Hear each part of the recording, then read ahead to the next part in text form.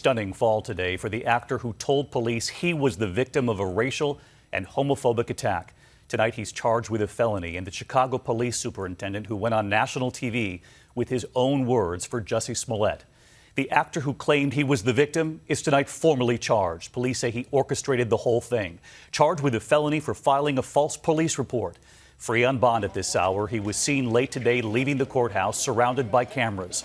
And right here tonight, the new evidence now presented, and that police superintendent who did not hide his anger.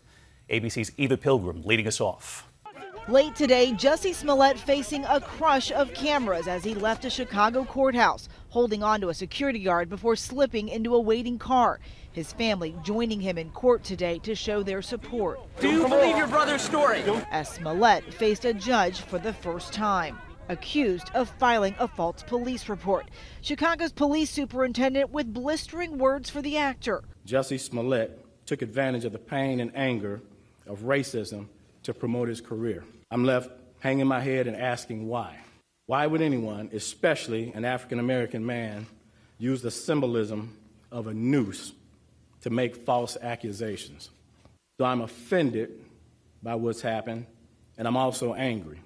For weeks, Smollett insisted he was the victim. Who the would make something like this up or add something to it or whatever it may be? You do such a disservice when you lie about things like this. But police say that's exactly what he did. Smollett attempted to gain attention by sending a false letter that relied on racial, homophobic, and political language.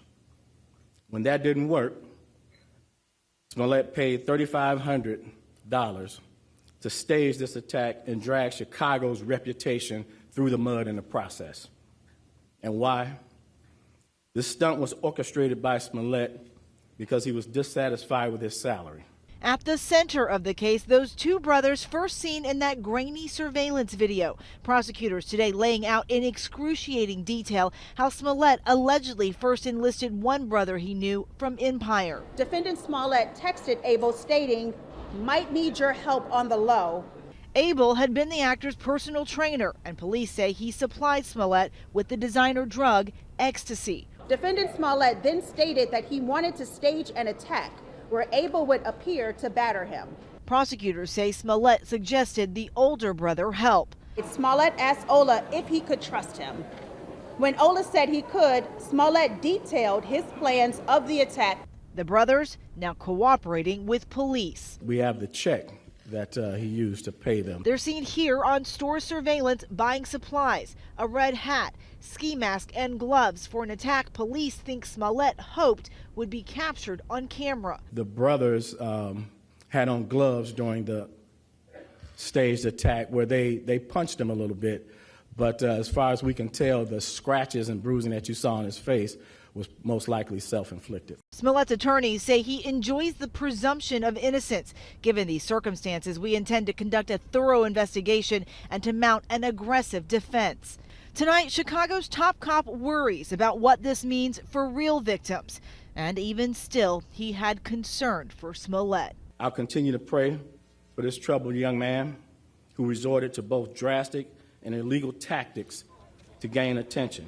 But my concern is that hate crimes will now publicly be met with a level of skepticism that previously didn't happen. And Eva Pilgrim with us live tonight outside that courthouse in Chicago. Eva, you watched along with us as that police superintendent also said what he would now like from Jussie Smollett at this point. And this is what he said. Absolute justice would be an apology to this city that he smeared,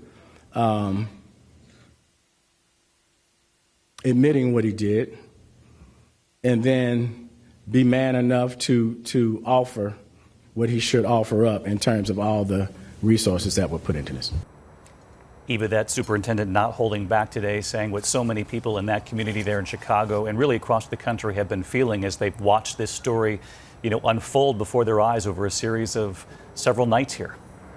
That's right, David. That police superintendent clearly impassioned, as was the judge in one moment during this hearing, setting Smollett's bond at $100,000, unusually high for this type of charge. And tonight, Smollett's attorneys at one point telling the court that the actor would be back at work on the set of Empire. David. Eva Pilgrim tonight leading us off. Thank you, Eva. Hi, everyone. George Stephanopoulos here. Thanks for checking out the ABC News YouTube channel. If you'd like to get more videos, show highlights, and watch live event coverage, click on the right over here to subscribe to our channel. And don't forget to download the ABC News app for breaking news alerts. Thanks for watching.